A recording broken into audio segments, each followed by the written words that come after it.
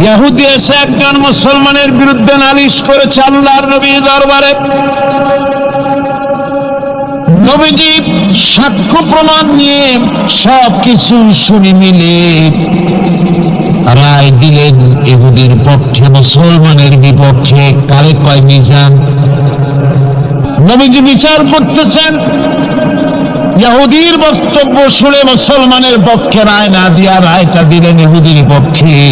মুসলমান বেচারা অসন্তুষ্ট হয়ে গেলেন, তিনি চলে গেলেন হযরত ওমর রাদিয়াল্লাহু তাআলা আনহুর কাছে। কপালটা তো খারাপ, তার কাছে গিয়ে বলছেন আমিরুল মুমিনিন। তিনি তো তখন আমিরুল মুমিনিন হন নাই, যে বলছেন ভাই ওমর, একটা বিচারের সানি করার জন্য আসছি। ওরে সানি আসছো আমার কাছে, পয়লা গেছিলাম কার কাছে? গেছিলাম মুহাম্মদ সাল্লাল্লাহু আলাইহি ওয়াসাল্লামের কাছে। দেখেন অবস্থাটা।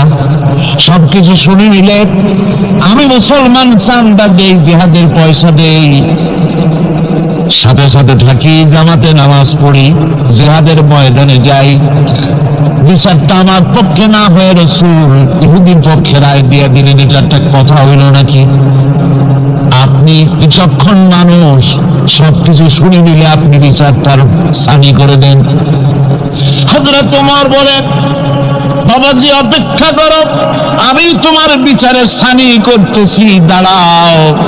হযরত ওমর ঘরের মধ্যে ঢুকলেন, তরবারি নিয়ে আসলেন, হাতের থেকে তরবারি বার করে হযরত ওমর বলেন, যেই ব্যক্তি আল্লাহ নবীর ফয়সালা করার পর তা মানতে পারে না, তার সানি করতে আসে, তার ফয়সালা তো এই রকম করে করে দিতে হয়। তরবারি মারলেন, গর্দান পড়ে গেল। একজন রাসূল পাক সাল্লাল্লাহু আলাইহি ওয়াসাল্লাম এক ইহুদির কাছ থেকে ধার করেছিলেন এবং নির্ধারিত তারিখে ধারের টাকা পরিশোধ করেছেন। ওই ইহুদি প্রতিমধ্যে একদিন রাসূলকে ধরে বলছেন, মুহাম্মদ সাল্লাল্লাহু আলাইহি ওয়াসাল্লাম, তুমি আমার কাছ থেকে যে টাকা নিয়েছিলে টাকাগুলি ফেরত দাও।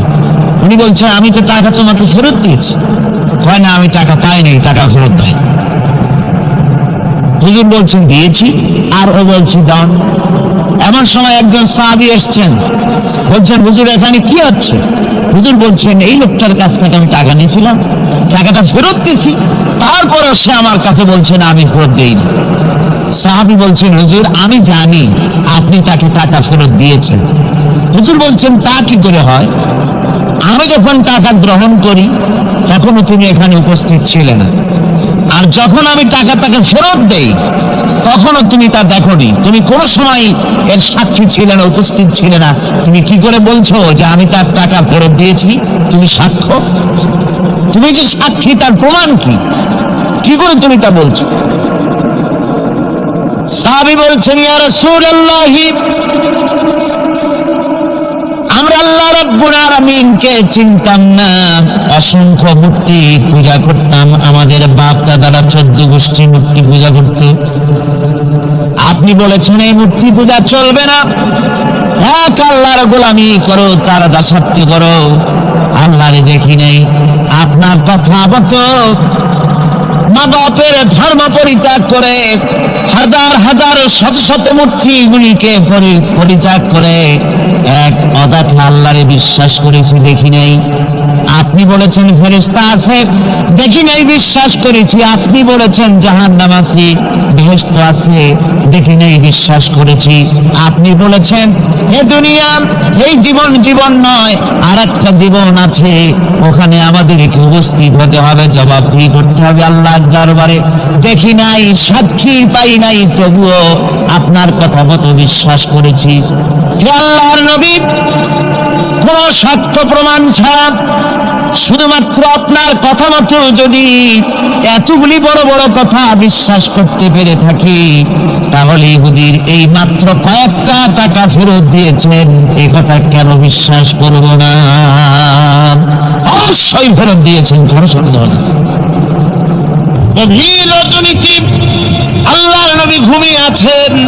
গভীর রাত্রে মক্কা শরীফে হযরত জিবরাইল এসে বলেন, আসসালামু আলাইকা ইয়া রাসূলুল্লাহ, ইন্নাল্লাহা ইয়াকরাউকা আসসালাম।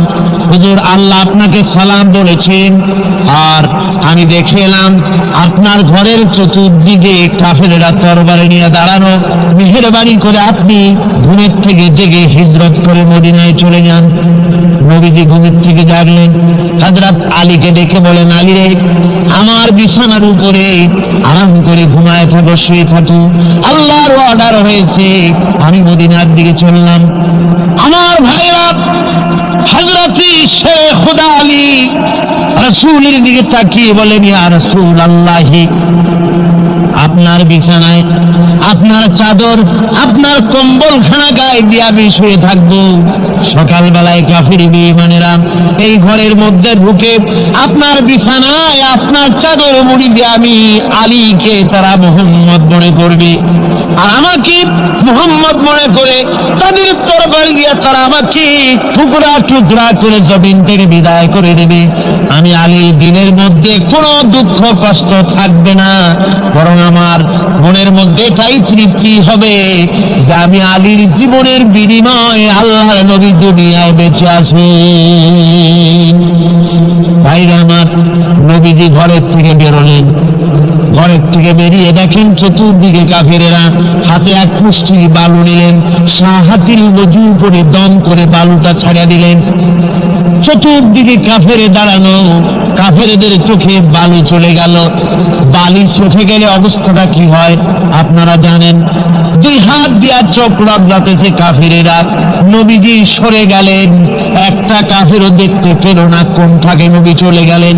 পরবর্তী সময় আল্লাহ রাব্বুল আলামিন নবীকে ডেকে বলেন, ওয়া মা রামাইতা ইয রামাইতা ওয়ালাকিন্নাল্লাহা রামা। ও নবী, আপনি নিক্ষেপ করেন নাই যখন আপনি নিক্ষেপ করেছিলেন, আপনি শুধু বালুকণা ছেড়ে দিয়েছেন, আর আপনার ঘরের চতুর্দিকে কাফেরদের চোখে বালুকণা পৌঁছে দেওয়ার দায়িত্ব আমার হুজুরাত গ্রহণ করেছিল। সুবহানাল্লাহ, সুবহানাল্লাহ। আমার ভাইরা, নবীজি হযরত আবু বকরের বাড়িতে গেলেন। দরজায় গিয়ে আস্তে করে নক করেছেন। দরজায় গিয়ে আস্তে করে নক করলেন। ভিতর থেকে আওয়াজ এলো, কে? ভিতর থেকে লাব্বাইকা সাদাইকা বলে হযরত আবু বকর বেরিয়ে এলেন। আল্লাহর নবী জিজ্ঞাসা করলেন, আবু বকর, এক ডাক দিলাম আর তুমি এক ডাকে সাড়া দিলে, তুমি কি ঘুমাও নাই? হযরত আবু বকর বলেন, ইয়া রাসূলুল্লাহ, আপনি বলেছিলেন আমাকে সাথে নিয়ে হিজরত করবেন। আমি চিন্তা করেছি না জানি কত গভীর রাত্রি নবীজি আসেন, আর আমার দরজার কিনারে দাঁড়ায়া নবীজি যদি দাঁড়ায়া দাঁড়ায়া ডাকে আবু বকর, আবু বকর বলে, আমি আবু বকর যদি বিছানায় ঘুমায় আরাম করতে থাকি, নবীজির সঙ্গে বেয়াদবি হয়ে যাবে। এই ভয়তে আমি বিছানায় না শুয়া এই দেওয়ালের সঙ্গে দাঁড়ায়া দাঁড়ায়া ঘুমাচ্ছিলাম। ভাইরা আমার, নবীজি হযরত আবু বকরকে নিয়ে চললেন।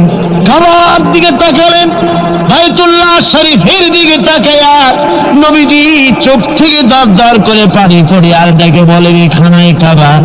ওরে কাবা, বড় আশা ছিল তোর খিদমত করব প্রাণ ভরে, কিন্তু তোর নিষ্ঠুর সন্তানেরা তোর কাছে আমারে থাকতে দিল না রে। নবীজি হযরত আবু বকরকে নিয়ে মদিনার দিকে না গিয়া উল্টা পথে জিয়াদ মহল্লার ভিতর দিয়া, মিসফালার ভিতর দিয়া, জামালের সরে দুইটা পাহাড় পাড়ি দিয়া জামালের সরে যখন উঠলেন, ফজরের রক্ত হয়ে গেল। হযরত আবু বকর বলেন, হুজুর, গুহার একটা পায়া গেছি, এর মধ্যে ঢুকি, তা না হলে কাফেরেরা দেখে ফেলবে। হুজুর, আপনি বাইরে বসেন, আগে আমি ভিতরে ঢুকি, যেহেতু গুহার মধ্যে সাপ বিচ্ছু থাকতে পারে। যদি কোনো সাপ বিচ্ছু থাকে আঘাত আমার প্রতি আসুক, আল্লাহর নবী মাহফুজ থেকে যান। হযরত আবু বকর গুহা সাফ করে হুজুরকে ডাকলেন। হুজুর বলেন, আবু বকর, সারা রাত হেঁটে হেঁটে পা বেদনা হয়ে গেছে, তুমি বসো, তোমার উরুর উপরে মাথা রেখে আমি একটু ঘুমাইয়া যাই। নবীজি আরাম ফরমালেন। হযরত আবু বকর নজর করে দেখেন গুহার ভিতরে অনেকগুলি গর্ত, কোন গর্ত থেকে কোনো সাপ বিচ্ছু আসে নাকি। রুমাল ছিঁড়ে ছিঁড়ে গর্ত বন্ধ করতেছিলেন, একটা গর্ত যা বন্ধ করা গেল না, পা দিয়া হযরত আবু বকর চেপে ধরেছেন। এক পাহাড়িয়া বিষধর সাপ দংশন করেছে হযরত আবু বকরের পায়ের উপরে। হযরত আবু বকর বিষের যন্ত্রণায় চোখ দিয়া দরদর করে পানি পড়ে।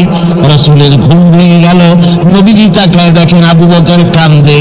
হযরত রাসূল বলেন, আবু বকর কান্দো কেন? বাড়ির কথা মনে পড়ে গেছে নাকি? বিবি বাল বাচ্চার কথা মনে পড়লো নাকি? কান্দো কেন? হযরত আবু বকর বলেন, ইয়া রাসূলুল্লাহ, আল্লাহর কসম করে বলি, সেই দিন আপনার প্রতি ঈমান এনেছি, আল্লাহর প্রতি ঈমান এনেছি, এই কলিজার ভিতরে বিবি বাল বাচ্চার চাইতে আপনার মহব্বত বেশি।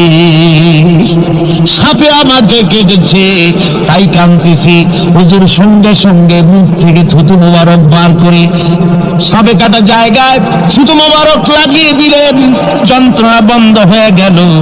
হযরত রাসূল বলেন, আবু বকর এত সময় কষ্ট করলে কেন? আগে আমারে বলো নাই কেন? তাহলে তাড়াতাড়ি সেরে যেত, এত কষ্ট তোমার হতো না। হযরত আবু বকর বলেন, ইয়া রাসূলুল্লাহ, এটা তো সাপে কাটার যন্ত্রণা, এর থেকে বেশি যন্ত্রণা যদি আমার হতো, যন্ত্রণার চোটে যদি আমার কলিজা ছিঁড়েও যেতে লাগতো, তবুও আল্লাহর নবী আরাম ফরমাচ্ছেন, নবীর আরামের ভিতরে আমি বিঘ্ন ঘটাতে পারতাম না। ভাইরা আমার, কাফেরেরা খুঁজতে খুঁজতে দুদিন পরে যখন এই জায়গায় তারা চলে এসেছে, এখানে এসে তারা গুহার কাছে পায়ের চিহ্ন শেষ দেখলো। একজন বলে ভিতরে আছে, আর একজনে বলে নাই, আর একজন বলে আছে, আর একজন বলে নাই। হযরত আবু বকর বলেন, ইয়া রাসূলুল্লাহ, আমরা ধরা পড়ে গেছি, পালাবার কোনো পথ নাই, আমরা তো ধরা পড়ে গেলাম। সূরা তাওবার ভিতরে আল্লাহ রাব্বুল আলামিন এই কথাটা এভাবে তুলে ধরেছেন, ইয ইয়াকুলু লিসাহিবিহি লা তাহজান ইন্নাল্লাহা মা'ানা।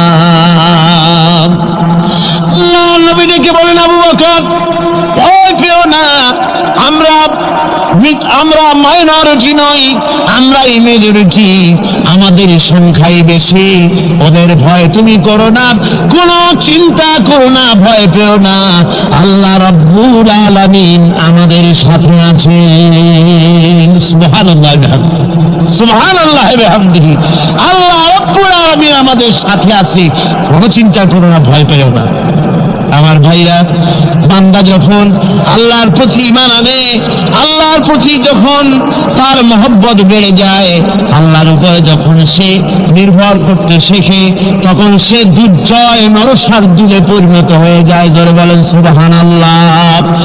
সে বীর পুরুষ, দুর্জয় নরশার্দুল, কারো হুঙ্কার, কারো অগ্নিচক্ষু, ফাঁসির মঞ্চ, সে জরিমানা, বোমা, কিরিস, রিভলভার, স্টেন গান, কামান, এগুলির ভয়তে ভীত হয় না কে? মুমিন। কে হয় না? সে একমাত্র নির্ভর করে কার উপরে? আল্লাহর উপরে। বলেন কার উপরে? হযরতে আবু হুরায়রা রাদিয়াল্লাহু তাআলা এই হাদিসটি বর্ণনা করেছেন। হুজুরের কাছে একজন অন্ধ লোক এলো। সে অন্ধ লোক এসে বললেন, হুজুর আমি তো চোখে দেখি না, জামাতের যে গুরুত্বের কথা আপনি বললেন, আমাকে কি রুখসত দেওয়া যায় নাকি? আমি অনেক সময় সাথী সঙ্গী পাই না, আমাকে কি রুখসত দেওয়া যায় নাকি? হুজুর বললেন, হ্যাঁ তোমাকে রুখসত দেওয়া গেল। অন্ধ যখন হেরে যাচ্ছিলেন, নবীজি তাকে আবার ডাকলেন, ডেকে জিজ্ঞেস করলেন, অন্ধ নামাজের মসজিদের আজান কি তোমার কানে যায়? বলে হ্যাঁ, আমি আজান শুনি। হুজুর বললেন, আজানের জবাব দিবা, মসজিদে এসে জামাতে নামাজ পড়বা। একজন অন্ধকে রুখসত দেওয়া হয় নাই। মসজিদে আজান শোনার পর ঘরে বসে যদি নামাজ আদায় করেন, নামাজের হক আদায় হবে না। হুজুর সাল্লাল্লাহু আলাইহি ওয়াসাল্লাম বলেছেন, মসজিদে আজান হওয়ার পর যে ব্যক্তি ঘরে বসে নামাজ পড়ে, আমার ইচ্ছা হয় ঘরটা আগুন দিয়ে জ্বালায় দেয়। কে বলতেছেন? রাহমাতুল লিল আলামিন, রাহমাতুল লিল আলামিন বলতেছেন। ঘরের মধ্যে যদি মেয়ে লোক আর বাচ্চারা যদি না থাকতো, তাহলে আমার ইচ্ছা হয় আমি বলি আগুন দিয়ে ঘরটারে জ্বালায় দাও। এই ঘরের মহব্বতই তো সে বাইর হয় না। নামাজের এত বড় গুরুত্ব দেওয়া হয়েছে। আমার বন্ধুগণ, এই নামাজের জামাতি আল্লাহর নবী জীবনের শেষ নামাজ জামাতে আদায় করেছেন। জীবনের শেষ নামাজটাও জামাতে আদায় করলেন। তখন তার এমন অবস্থা, এত অসুস্থ, দাঁড়াতে পারেন না, হাঁটতে পারেন না। দুইজন সাহাবীর কাঁধের উপরে ভর করে তারপরে বহু কষ্ট করে মসজিদে গিয়ে নামাজ আদায় করেছেন, খুতবা দিয়েছেন। বললেন, খুতবা দিতে গিয়ে বললেন, আজ থেকে মসজিদে নববীর চতুর্দিকের সকলের দরজা বন্ধ হয়ে যাবে, শুধু আবু বকরের দরজাটা খোলা থাকবে। আল্লাহ নবী বললেন, আল্লাহ রাব্বুল আলামিন এই পৃথিবীতে তার এক বান্দাকে জাগতিক সব সম্পদ দিতে চেয়েছিলেন, কিন্তু সে বান্দা সব জাগতিক সম্পদকে উপেক্ষা করে মাবুদের সঙ্গে দেখা করা বেশি জরুরি, বেশি পছন্দ মনে করেছেন। এতটুকুন কথা নবীজি বললেন, কেউ কিছু বুঝতো না। হযরতে আবু বকর রাদিয়াল্লাহু তাআলা আনহু হুজুরের এই কথা শুনে কাঁদতে কাঁদতে তিনি অস্থির হয়ে যাচ্ছেন। সাহাবীরা চিন্তা করলেন, হুজুর কান্না কার কথা বলেছেন, তাতে কান্নার কি আছে? বয়োবৃদ্ধ জ্ঞানবৃদ্ধ হযরতে আবু বকর রাদিয়াল্লাহু তাআলা আনহু বুঝতে পেরেছেন এই পৃথিবীর সব সম্পদ তো আল্লাহ হুজুরকেই দিতে চেয়েছিলেন।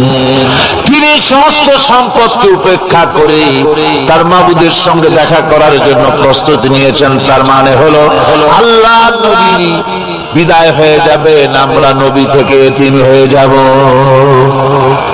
নবীজি ঘরের মধ্যে প্রবেশ করলেন, প্রচন্ড জ্বর এলো। এই প্রচন্ড জ্বর নিয়ে তিনি শুয়ে আছেন, কখনো বেহুশ কখনো হুশ। এর মধ্যে সারা জান হয়ে গেল। সাহাবীরা বহুক্ষণ অপেক্ষা করে হযরত আবু বকরের ইমামতিতে নামাজ শুরু করলেন। হুজুরের হুশ এলো, প্রশ্ন করলেন, আয়েশা রে, এখন কোন সময়?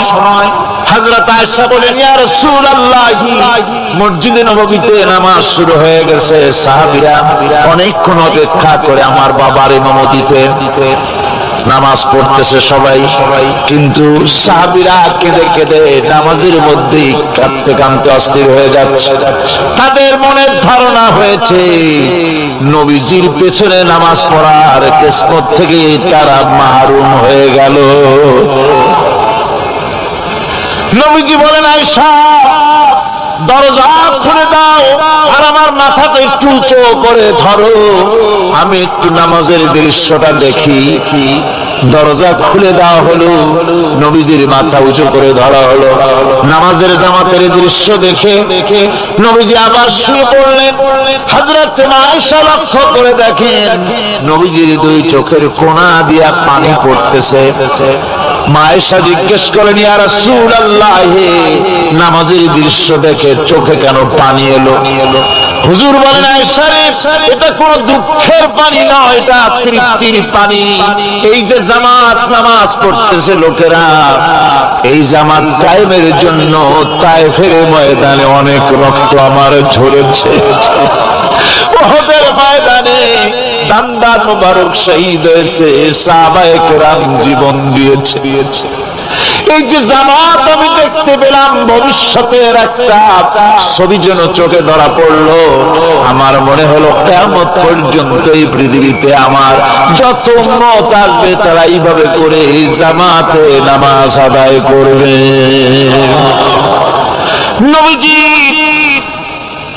মাথার কাছে মালাকুল মউত যখন এসে গেছে, আমার ভাইরা এই পৃথিবীতে যত নবীরা এসেছিলেন মৃত্যুর সময় সমস্ত নবীরা শেষ কথা যেটা বলেছেন হাদিস, সমস্ত নবীরা উম্মতের জন্য মৃত্যুর মুহূর্তে শেষ কথা যেটা বলেছেন সেটা হলো আসসালাত আসসালাত, নামাজ নামাজ। আমার নবী যখন বিদায় হয়ে যান, বিদায় মুহূর্তে মেয়ের কথা বললেন না, কলিজার টুকরা নাতির কথা বললেন না, জামাইয়ের কথা বললেন না, স্ত্রীর কথা বললেন না, মৃত্যুর সময় শেষ কথা বললেন আসসালাত আসসালাত ওয়া মা মালাকাত আইমানুকুম, নামাজ নামাজ, আমার উম্মতেরা নামাজ, আমার উম্মতেরা নামাজ ছেড়ে দিও না, নামাজ।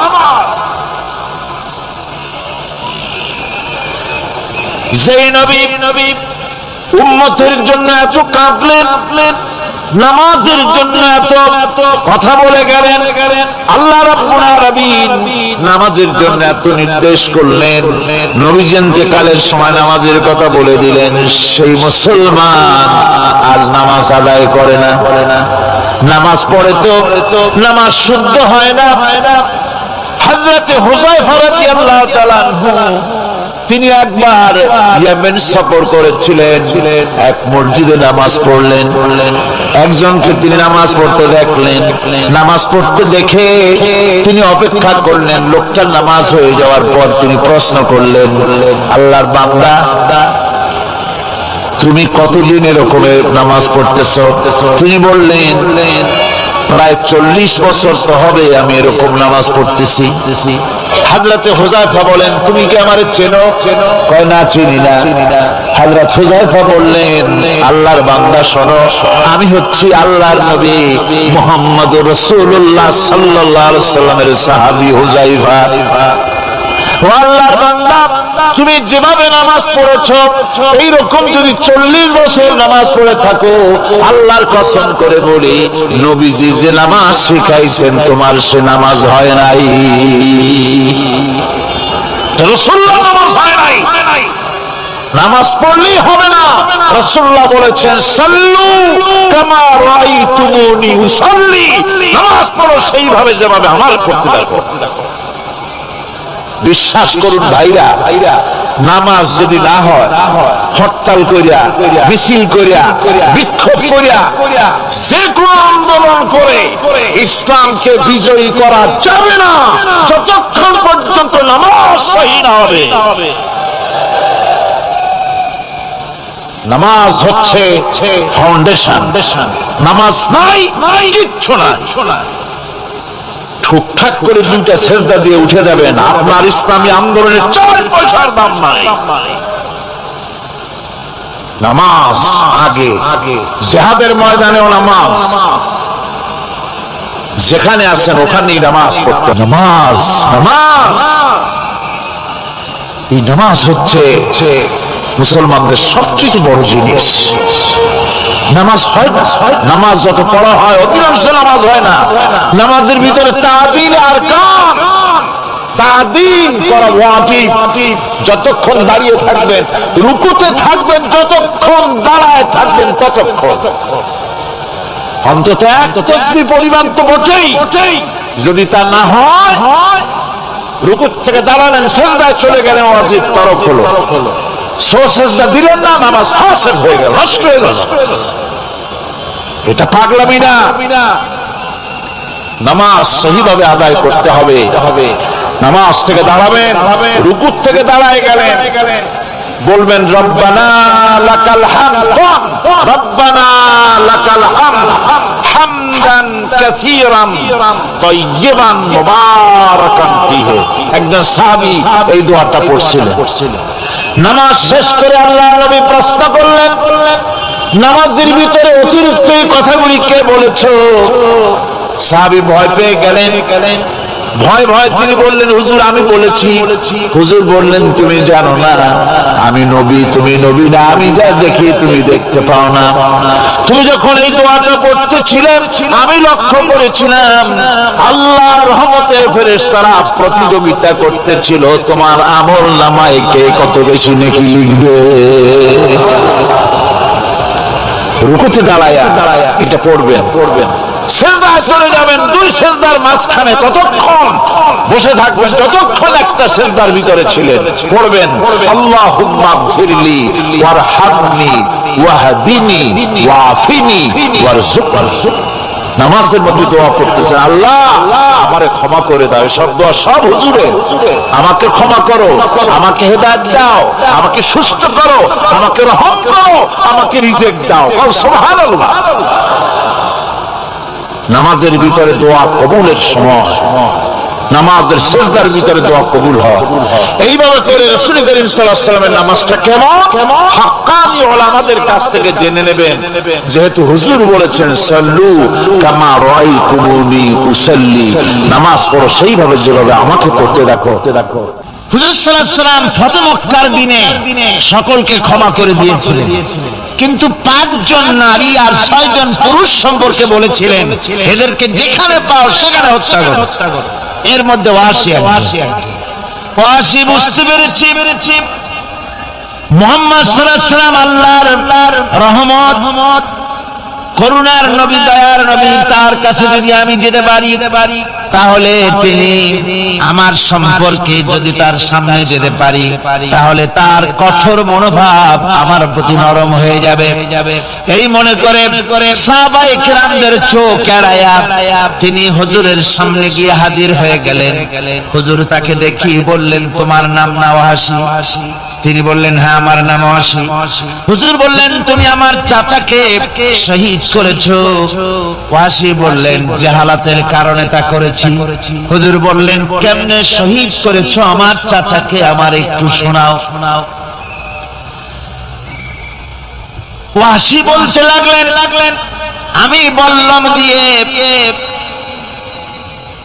হযরত হামজার শরীরকে এফোড় ওপড় করে দিয়েছি, তারপরে তার বুককে খঞ্জর দিয়ে ফিরে বুকের ভিতর থেকে কলিজাটা বের করে নিয়ে আমি হাতে দিয়ে দিয়েছি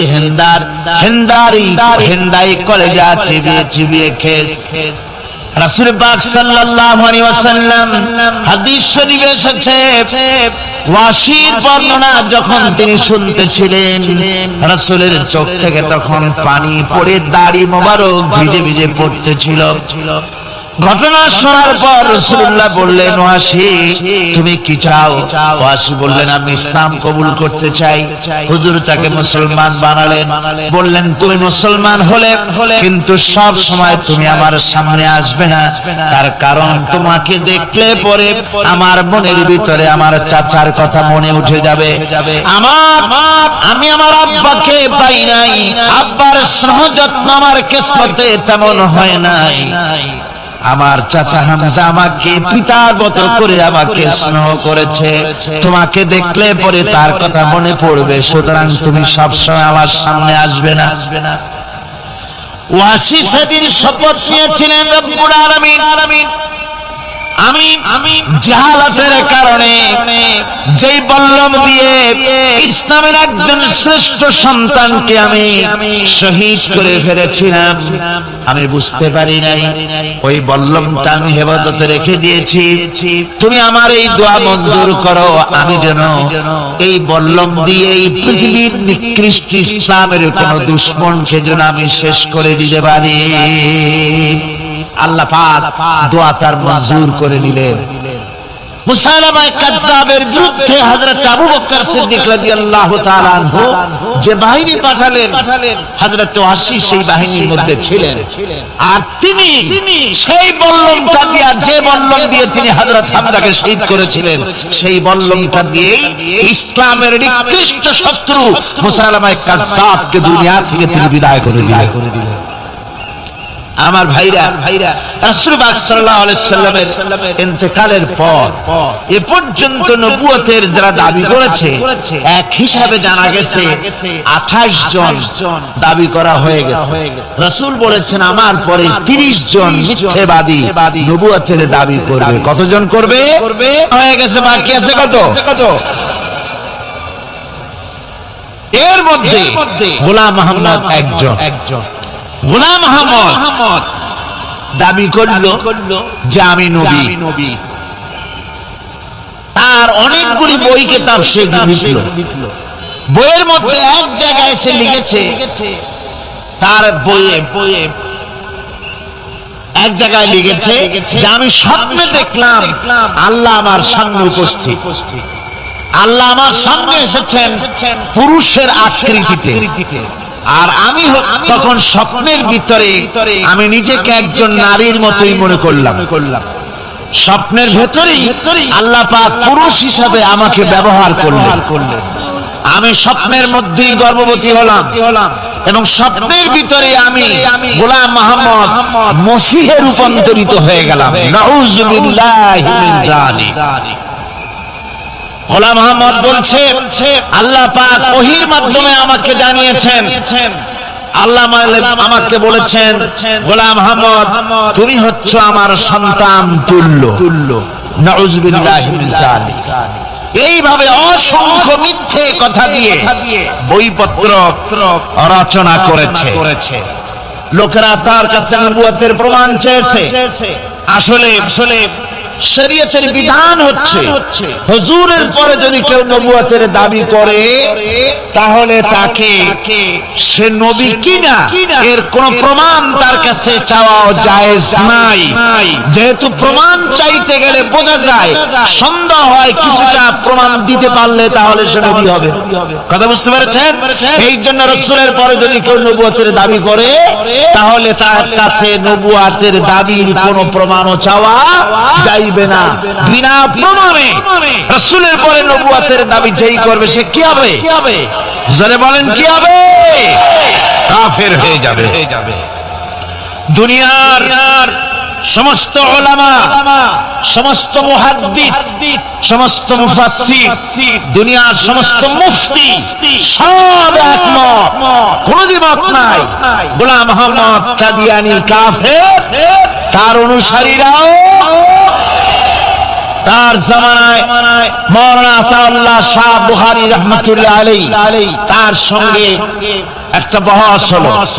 যেহেতু গোলাম মোহাম্মদ বলেছিল যে আমার এই 40 দিনের মধ্যে কেউ প্রতিবাদ করুক যেগুলি আমার ওহী নয়। হযরত মাওলানা আতাউল্লাহ শাহ বুখারী রাহমাতুল্লাহ আলাইহি সেই যুগের একজন শ্রেষ্ঠ আলিম।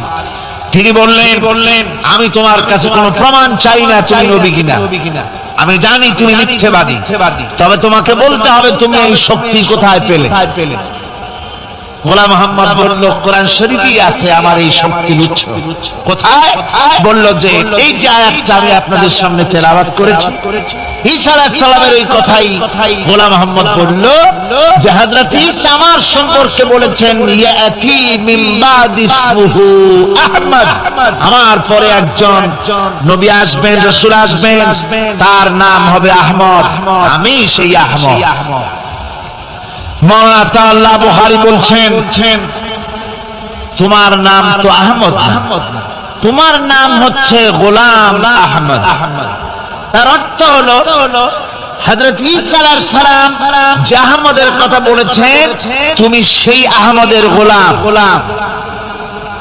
গোলাম আহমদ বললেন দেখুন আমার নামের প্রথম শব্দ গোলাম, এটা হচ্ছে আমার লকব। আমি আমার নামের লকবটা ছেড়ে দিলাম, বাদ দিয়ে দিলাম, আর ব্যবহার করব না। তাহলে তো আমি আহমদ থাকি, আপনি তো আর আপত্তি করতে পারেন না। মাওলানা বুখারী বললেন নামের প্রথম শব্দ বাদ দেওয়া যদি জায়েজ হয় তাহলে তোমার ফতোয়া দিয়ে আমার নামের প্রথম শব্দ বাদ দিয়ে দিলাম। আমার নাম আতাউল্লাহ, নামের প্রথম শব্দ আতা বাদ দিয়ে দিলাম। তো আতা যদি বাদ দেই তাহলে আল্লাহ হই, আর আল্লাহ হয়ে বলছি তোমার মতো গাধাকে নবুয়ত আমি দেই নাই। এরপর এই পৃথিবীর নিকৃষ্ট পাপী এই কাফেরের মৌত হলো কোথায়? জোরে বলেন, এই কাফেরের মৌত হলো কোথায়? পায়খানার ভেতরে মৌত হয়েছে। কিয়ামত যখন হবে তখন সবাই ভয়ে কাঁপতে থাকবে। মহান রব্বুল আলামিনের সামনে কেউ টু শব্দটি পর্যন্ত করার সাহস পাবে না।